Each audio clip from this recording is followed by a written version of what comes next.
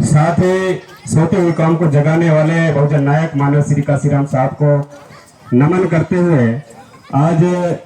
जिस कार्यक्रम पे हम सब लोग एकत्रित हैं उन महापुरुषों में खास तौर पर अभी कल ही संत गाडगे जी का परिनिर्वाण दिवस था और 24 को पेरियार ईडी रामा नायकर स्वामी जी का परिनिर्वाण दिवस है, जिन्होंने इस दुनिया में ब्राह्मणवाद, अंधविश्वास, पाखंडवाद की घोर विरोध किए। साथ ही मैं अभिवादन करना चाहता हूं कि इस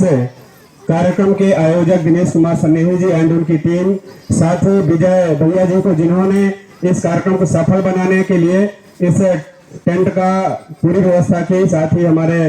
इस कार्यक्रम के उद्घाटक परम सम्मानित डॉक्टर ज्ञानचंद बाबू जी, विशिष्ट अतिथि भाई राम कुमार सर जो है IT कंप्यूटर डायरेक्टर, इधर तीरथ भैया बैठे हैं, शत्रुघ्न जी, तमाम साथी हैं, इधर बुजुर्ग, आप सभी का अभिवादन सम्मान करते हुए मैं बस इतना कहना चाहता हूं कि साथियों, इस दुनिया में जो भी समस्या पैदा हुई है उन सारी समस्याओं के जिम्मेदार हम ही हैं।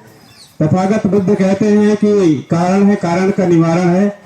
जो भी कारण है, इस कारण के निवारण को अगर खोजेंगे तो हम ही इसका निवारण खोजेंगे।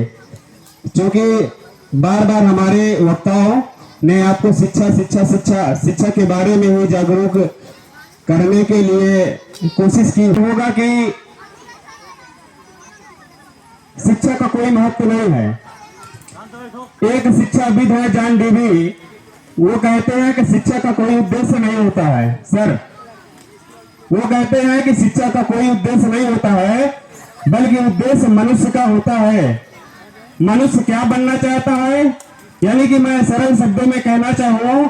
कि हमारे गार्जियंस, हमारी माताएं, हमारी माता और हमारे पिता बच्चे को क्या बनाना चाहते हैं, इस विषय में उनको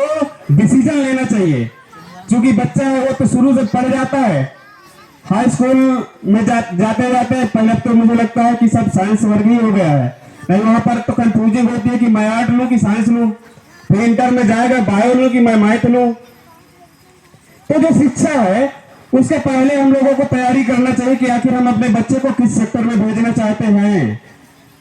अगर उसके पहले हम ये सारी चीजें नहीं सोचते हैं तो हमारा बच्चा वहीं से उसकी शिक्षा डिस्टर्ब हो जाती है। और आज तो हम देखते हैं कि इतना डिमोटिवेट कर दिया जाता है गांव में कि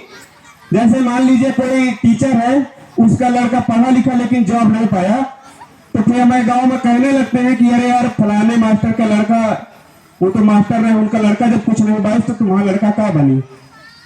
ये चीज होती है ना गांव में, हमारा लड़का क्या बनी। मतलब कि ज्योतिबा फूले जी कहते हैं कि दुनिया में दो प्रकार की शिक्षाएं होती हैं, एक एकेडमिक शिक्षा होती है, एक सामाजिक शिक्षा होती है। हम लोग जो कार्यक्रम लगा रहे हैं, जो जागरूकता